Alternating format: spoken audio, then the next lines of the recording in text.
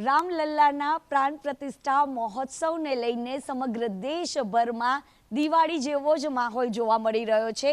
ત્યારે અમદાવાદમાં એવા અનેક રામ ભક્તો છે કે જેઓ પોતાના ઘરના આંગણાને રંગોળીથી સુંદર રીતે સજાવી રહ્યા છે।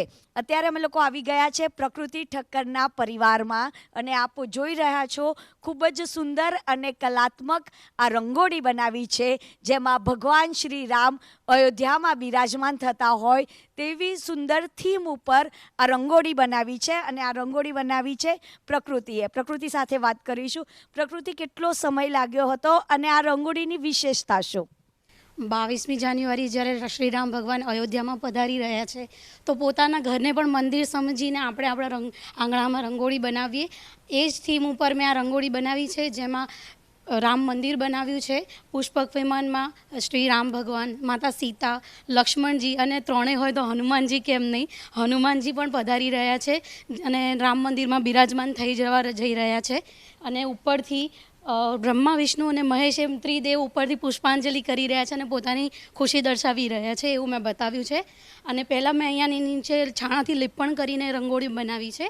આ રંગોળી બનાવતા મને 10 કલાક લાગ્યા હતા અને દરેક રંગોનો મેં 500 ગ્રામનો ઉપયોગ કરીને આ રંગ બનાવ્યો છે। અને આજુબાજુની જે બોર્ડર છે એમાં મેં રામ ભગવાનનું નામ લખ્યું છે। કેટલા ફૂટની છે આ? આ રંગોળી 7 બાય 7 ફૂટની છે અને આ રંગોળી બનાવ્યા પછી મેં આની ઉપર દિવાળી વખતની જેમ આને મનાવવા માટે આજુબાજુ હું દીવા મૂકીશ ને દિવાળી જેવું માહોલ અહીંયા આગળ બનાવીશું। આ વર્ષે તો તમામ લોકો છે તે દિવાળી 2 વખત મનાવવા જઈ રહ્યા છે ને દરેક લોકો પોતાના ઘરના આંગણાને સજાઈ રહ્યા છે। આ પ્રસંગે કોઈ ભજન યાદ આવતું હોય? સ્વાતિ મિશ્રાએ બહુ જ સારું કીધું છે કે રામ આएंगे તો અંગના સજાऊंगी, दीप जला के दिवाली मैं मनाऊंगी, मेरे झोपड़ी के भाग आज खुल जाएंगे, राम आएंगे।